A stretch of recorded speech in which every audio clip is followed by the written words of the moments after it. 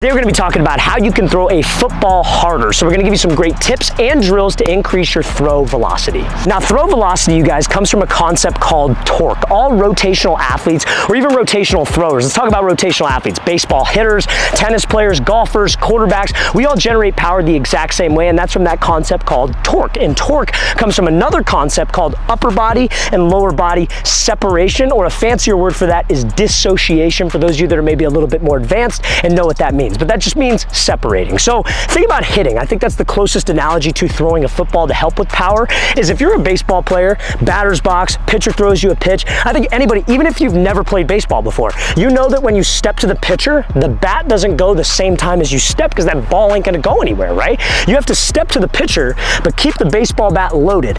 And when you keep the baseball bat loaded, but that foot steps down, that's separating. Your lower body is doing something different than your upper half. You're dissociating. So when your upper body's back here, you step to the pitcher, what do you do to bring the bat through? You pivot off that back foot, your hips go through, the bat trails behind, and that's how you get more power on the swing. So same thing as a quarterback. And the drills that we're gonna discuss in this video will all work on this concept. So when you throw a football, guys, primary, just like a baseball hitter, you wanna have weight loaded onto your back leg. I call it getting stacked. You want your head, you don't wanna be like this, but you want your head, knee, and foot stacked on top of each other in a column. I call that getting your weight back. So when your weight is back, you take a step to the receiver.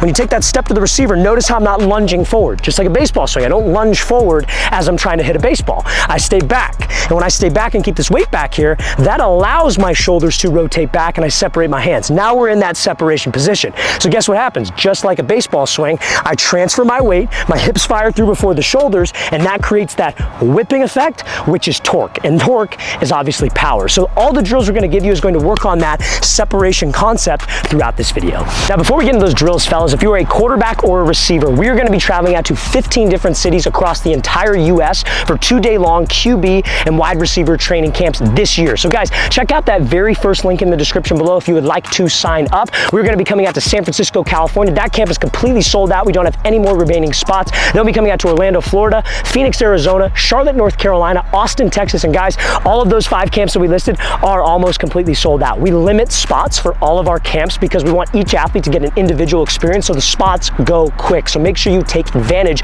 if you haven't signed up yet. Then we'll be heading out to Las Vegas, Nevada after that. Then we'll be going to Seattle, Washington, Chicago, Illinois, Newark, New Jersey, Birmingham, Alabama, Houston, Texas, Boston, Massachusetts, Columbus, Ohio. Then we'll be heading out to Boise, Idaho, and finishing off our tour in Los Angeles, California. So guys, local to any one of those cities, you want to sign up, make sure you take advantage of the available spots. Check out that very first link in the description below. Now, this first drill to work on throw velocity is going to be called our hip walk drill. So this works on the first part of our throwing sequence. So it works on us when I step to the receiver, me keeping my weight back and separating my upper body from my lower body. So all we're going to be doing is you need a 10-yard space. You're going to work 4 sets of 10 yards. And so let's say we're going to start in that stack position. We're up tall. We're not sitting super low. We're up tall. And the rhythm of this is going to be front foot, back foot, stride. Okay? So if I'm a righty, it's left foot, right foot, stride. So as I take that left, right, I'm keeping my weight back.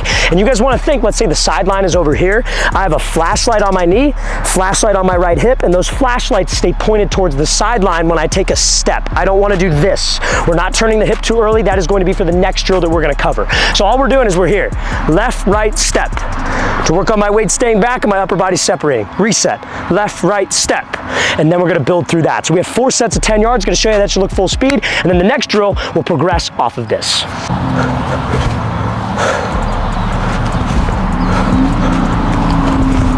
This next drill is going to build off of our hip walk drill, and this is called a straight jacket drill. So obviously, you guys, this, like the last drill, the QB walk, is not the entire throwing motion. Obviously, after I get to this position, I stride to the target, weight stays back, shoulders separate. What do I got to do? I got to have my hips rotate through, transfer my weight to rip the upper half through into the throw. So the straight jacket works on that, but we're not throwing a ball. We're not worried about the result. We're just strictly focused on my mechanics. So same thing, 4 sets of 10 yards, but the rhythm is the same. It's front foot, back foot, stride.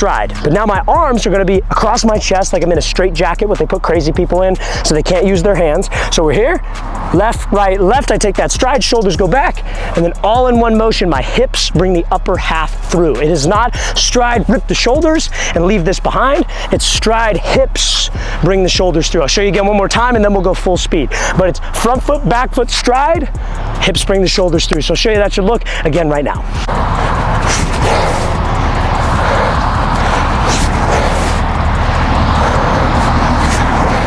Now this next drill, you guys, is gonna be called our no stride drill. So now we're actually gonna be putting our mechanical motion together to generate torque, to have proper velocity, but we're actually gonna be using a ball. So this no stride drill is exactly how it sounds. We're negating the front stride. The mistake a lot of quarterbacks make when trying to throw the ball hard, and their mind is in the right place. They're trying to throw the ball hard, so what they do is they take this weight on their back leg and they push. But when you push all of your weight forward and your front foot strikes and it's super heavy, your shoulders can't separate from your upper body because all your weight shifted forward. Your weight's not back. It's like being in the batter's box and doing this.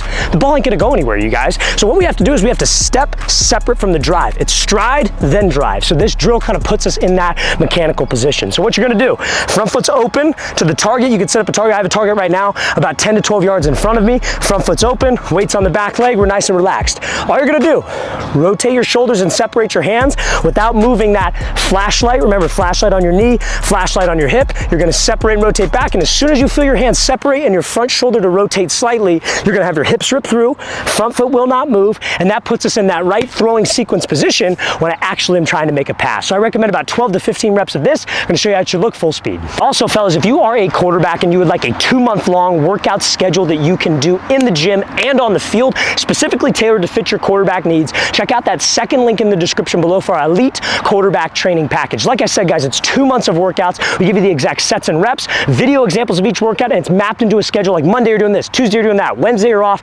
etc. So if you want that full schedule, you guys, check out that second link in the description below.